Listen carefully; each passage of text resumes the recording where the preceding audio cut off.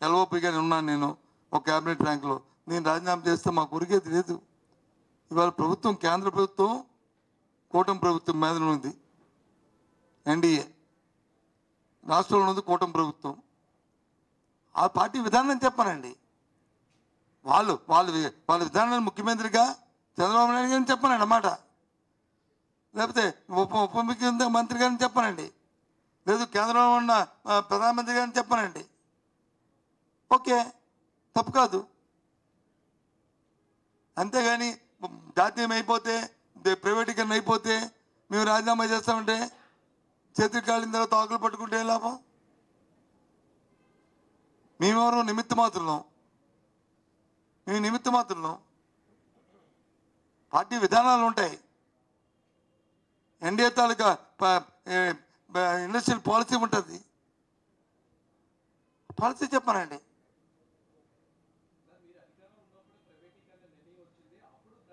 మేము అప్పుడు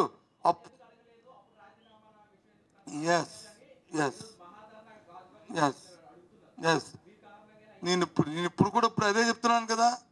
ఆ రోజు మేము ప్రధానమంత్రిని కాదు దవడడానికి వీలు లేదని ప్రధానమంత్రి సాక్షాత్తు చెప్పాము. మా నిర్ణయాన్ని, ప్రభుత్వ నిర్ణయాన్ని, ఆ రోజున మా పార్టీ నిర్ణయాన్ని చెప్పాము. ఈరోజు కూడా నిర్ణయానికి కట్టుబడి ఉన్నాము. నిర్ణయాన్ని కట్టుబడి ఉన్నామని చెప్తున్నాం కదా. ఇది పోరాటమే.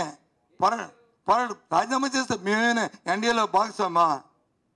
మీరు రాజీనామా చేయడానికి అందుకే అండి, మీ ఎన్డీఏలో భాగస్వామా? మీరు రాజీనామా లేదు, మా 10 మంది ఎంపీలు రాజీనామా చేస్తే ఎన్డీఏ ప్రభుత్వం పడిపోతా. నేను ఇప్పుడేమి ఎమ్మెల్యేని కానీ ఎంపీని కానీ రాజీనామా చేయమని అడగలేదే. నేను అడిగాను రాజీనామా చేయమని. వాళ్ళు చేస్తాను కానీ నేను చేస్తే ఉపయోగం ఉందని చెప్పాను.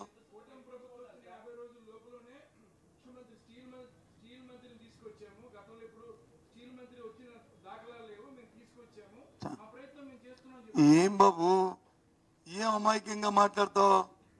స్టీల్ మంత్రి వచ్చి ఏం చెప్పాడు? చేయనని చెప్పాడా? నా అభిప్రాయం నేను ప్రధానమంత్రి అడిగి చెప్తానని చెప్పాడు.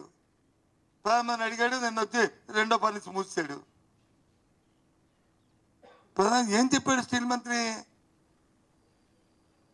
వచ్చాడు, నేను వచ్చాను, చూశాను, మీ ఇంటికి వచ్చాను, కాఫీ తాగినట్టు కాదు కదా. కాఫీ తాగిన తర్వాత వచ్చిన ఫలం ఏంటి? ఆయన ఏం చెప్పాడు? మీ టీవీలో ఉన్నది. ఒకవేళ నేను చెప్పింది తప్పు అయితే కాదండి, మీరు చెప్పింది అబద్ధం అని చెప్పండి. అవి విత్డ్రా మై వర్డ్.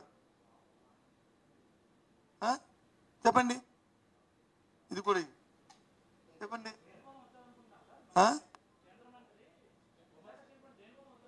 దేనికోసం వచ్చారనే అంత ఆ పక్కన ఉన్న పరిస్థితి ఏటో ఒకసారి మళ్ళీ పునఃపరిశీలిద్దాం వచ్చి ఉంటారు.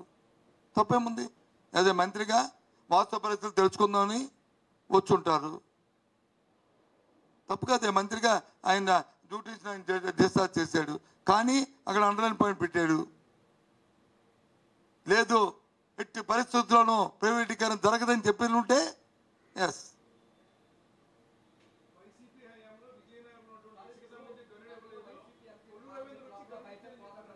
ఏది ఎవరు? మాకు కలిసి వచ్చే పార్టీలతోనో కలిసి వచ్చే మనుషులతోనో కాదు. మా పార్టీ విధానం మాకు పోరాటంలో ఏ విధంగా ప్రజలతోనో చేయడమో మాకు తెలుసు. మీకు రాజకీయ పార్టీలు ముఖ్యం కాదు. మా ప్రజాబలంతోనే మేము ఆ కార్యక్రమం చేస్తాం.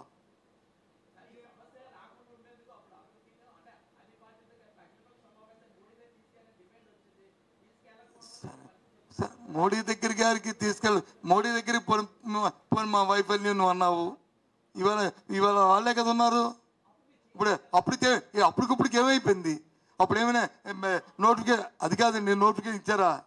ఎందుకంత ఒత్తాస పలుకుతావు నువ్వు? అసలు ఎందుకంత ఒత్తాస పలుకుతావు తెలియదు. నీకు స్టీల్ ప్లాంట్ జాతీయ అయిపోయిన ఉందా? వాట్ నాన్ సెన్స్ ఇది? ఏమనుకుంటున్నావు? ప్రజా సెంటిమెంట్తో ఏం మాట్లాడుతున్నారు మీరు? ఈ మా ధర్నా ఏం చెప్పారు? మా అమ్మాయి చెప్పారా? చెప్పండి ఏంటది? మీరు ఒత్తాస పలికి ఆగగా స్టీల్ ప్లాంట్ మీ పత్రికలన్నీ కలిసి కొంతమంది కొన్ని పత్రికలు కలిసి స్టీల్ ప్లాంట్ అమ్మేసే రీతిలో మాట్లాడుతున్నారు మీరు. ఏంటిది? మన మనుషులు సెంటిమెంట్స్ లేకపోతే మనం ఈ ప్రాంతంలో బతుకుతున్నాం, ఈ ప్రాంతంలో బ్రతకాం. మన సోదరులు 32 మంది చనిపోయారు. దాని మీద వచ్చింది అది. ఇవాళ మన జీతాలకి మన బతుకులకి కాదు ఇది, మన పదవులకి మన తాలూకు వ్యవహారానికి